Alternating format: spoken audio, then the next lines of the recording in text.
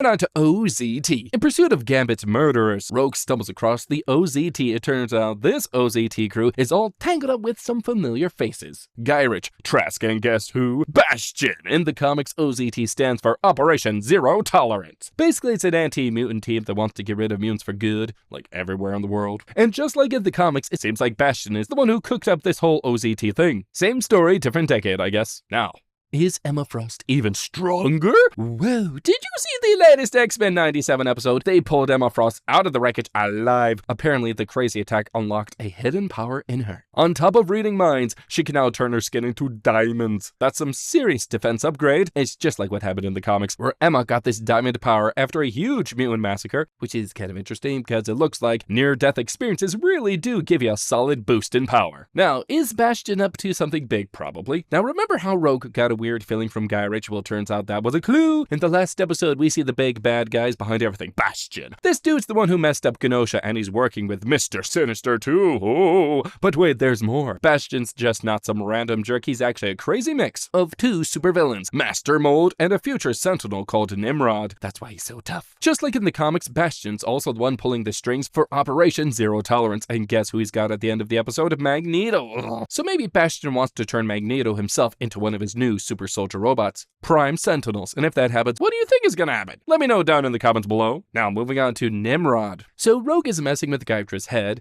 and had some unintended consequences for Nimrod too. Not only did Nimrod, the Sentinel robot, explain the fancy future tech the X-Men saw at the end, but he also spilled the beans on Bastion and Cable being back in the present. And it all seems like a bit of a messed up time loop thing, and Nimrod might have actually created his own problems by making Bastion in the present along with Master Mold. And guess what? Master Mold is the reason Nimrod gets built in the future. Ugh. Talk about confusing. Cable probably showed up in the present to try and untangle this whole mess. Oh, and I got another thing for you. Trask has a soft spot? I know! Boulevard Trask got a call from Morph, who compared him to Oppenheimer. He says, poor man's Oppenheimer. That's like a bad nickname. And well, it turns out that's a quote from this Oppenheimer, who apparently said it after building the nuke. Trask throws the same quote right back at Morph, saying something about becoming death. And here's the thing. Trask says he's only ever wanted his Sentinels to be good guys, protecting people from dangerous mutants. But seeing the destruction on Genosha, that island where mutants lived, well, that's apparently making him feel as awful as Oppenheimer must have felt after all that bomb stuff. It's a big mess all around.